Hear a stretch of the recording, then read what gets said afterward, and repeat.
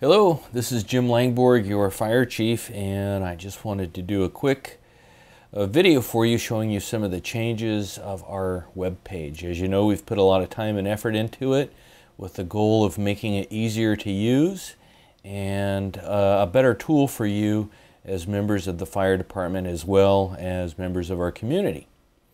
So with that said, there's a couple of new features that we have on the website that I wanted to point out to you and that make sure that you are aware of. The first one is in the operations drop-down menu. And by the way, if this looks a little different, it's because I'm operating a Mac. So if you're a PC user, it's going to be essentially the same thing, but a few features could be a little different. Don't be confused by that.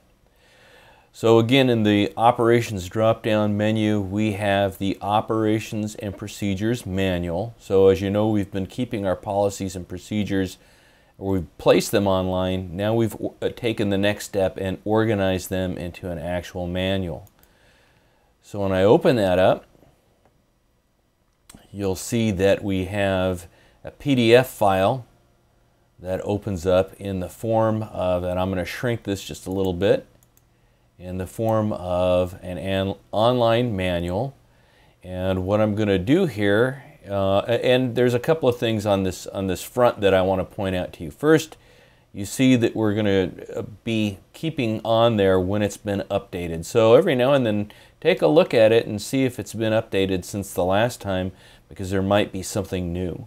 And I just had an idea that probably what we'll do is we'll mark this thing with any new items or changes that have been put in there, so when you go or scroll down to the table of contents that you see that I'm doing right now, it'll identify it as a new or changed thing so that you can read it and be familiar with what we've changed. Okay, so one of the things that we've done again is make this into an actual manual with a table of contents, and probably the coolest and easiest feature for you to use is if we go to an actual policy. So in this case, we're going to pick vacation. You can see that when I point the cursor at it, I get the little finger that pops up that indicates that I can click on it, and when I click on it, it goes to the actual policy itself there. So what we're going to do here is I'm going to back out of this and get back to our main page, and that should give you an idea of our new policies and procedures manual. We'll continue to give you updates on that, but hopefully that is better for you to use. The last thing that I want to mention about the policies and procedures manual is that our goal is to have a single source of information. So sometimes when you've got manuals in a binder that are in stations, they don't always get updated on a regular basis. This is going to be a single source so that you know when you go to it, the information is going to be good. Okay, so back to the main menu there. The next area I want to go into is the members drop-down area, and hopefully everybody is logged in. If you haven't, contact me and we'll make sure that you've got the right logon information. When we first released the members section, the big thing that we were talking about were the incident forms, and some of you have been using them. Unfortunately, the format that we've been using hasn't been as friendly as we wanted or as useful as we've wanted, so we've kind of rethought that, been working with our webmaster, and we've come up with a new way to accomplish the same thing that's going to be hopefully easier for you and easier for staff members that are responsible for entering the information that you create in these reports into the Firehouse report. So in time, you're going to see this little area that's called incident forms go away, and instead you're going to go to what we're now calling email reports. When we click on the email reports, we are going to go to the login area. So we're going to log in just like you would. We'll wait for that to open up, and you'll see that we have pretty much the same things that we had before. So we've got reports in here. We've got a first on scene EMS report, a fire non-medical incident report, a canceled en route report, a second on scene EMS report, and an unable to locate report.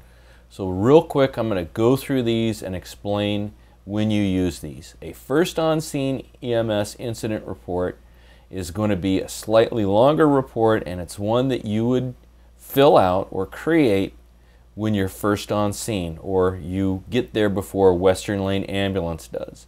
In that situation, we're actually going to be performing patient evaluations, and we're going to be starting basic life support level treatment.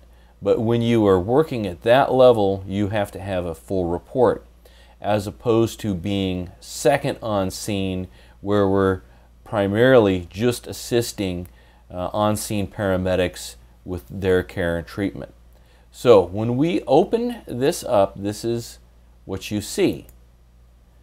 You see an email that is set up to go to certain people, to Annette. Also, Marvin gets a copy of it, I get a copy of it, and Chief Carnahan gets a copy of it.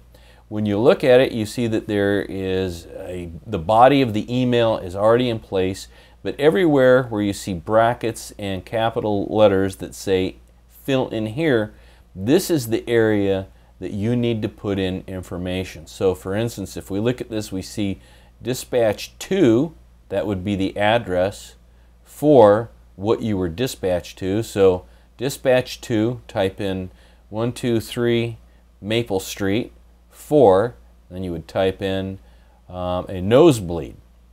On arrival, I found, you'd fill in there, a 39-year-old female. You get the point. Now, I know you're looking at this and you're going, well, this is a lot of information. How do I know what to put in?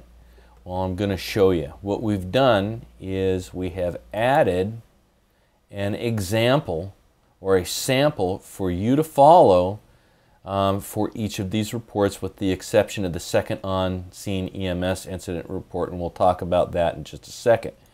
When I click on the sample, you get a PDF document that comes up, and what you see is everything in bold italics is basically what the email body had for the fill in here. So dispatch to 1234 Main Street for chest pain, and then as you scroll down, particularly because this is such a detailed report, we've included all the example information that you could put in there.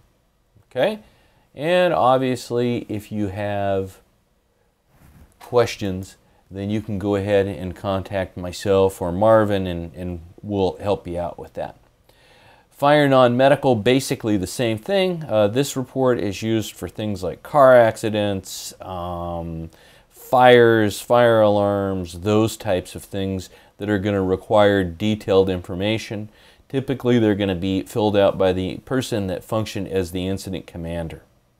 And again, we've included a sample in there for you to follow to help you fill that out. Now we're going to get into the more routine, what I would almost call template reports that, again, we've created to make your life easier. And these three are the ones that you're going to be doing the majority of the time. So the first one would be a canceled en route report. This is done when you're called to like a fire alarm, and dispatch gets on the radio and tells you that they're getting an authorized cancel from the alarm company. Okay, this would be the report that you fill out. So dispatch to the Sand Dunes Inn for a fire alarm canceled en route by Westcom, who, and you can modify this, who reports this is an authorized cancel. Or we could say, we'll start again, dispatch to a motor vehicle accident at 4th and Main Street, or dispatch to 4th and Main Street for a motor vehicle accident canceled en route by Western Lane Ambulance or Florence Police Department, who were on scene as non-injury or no medical need. No patient contact was made by either the patient or reporting party. All responding units were canceled and made available, and this is something right here that every report has that you do need to fill in. So you can see that this particular report requires a lot less than the other reports did. But they all have this. Report written by, so in this case it would be Jim Langborg. The reason for that is that this is a standard email setup that when it goes to Annette and everybody else, it just says that it's being sent from our website. It doesn't say who it's being sent from, so it isn't like it's being created in your personal email. Okay, this second on-scene EMS incident report, again, is one that you create when you arrive after Western Lane Ambulance is on scene. And so we're going to click on that, and this is really the easiest one to fill out. It pretty much everything is in there already for you. You just basically have to put your name in there. And again, we didn't even bother putting in a sample in there because with the exception of putting your name in there, there's nothing for you to fill out. That's it. That's all that I have. We hope that this website is becoming better and that you're able to use it more. We're always open for suggestions. Thank you for your time, and we'll talk to you soon.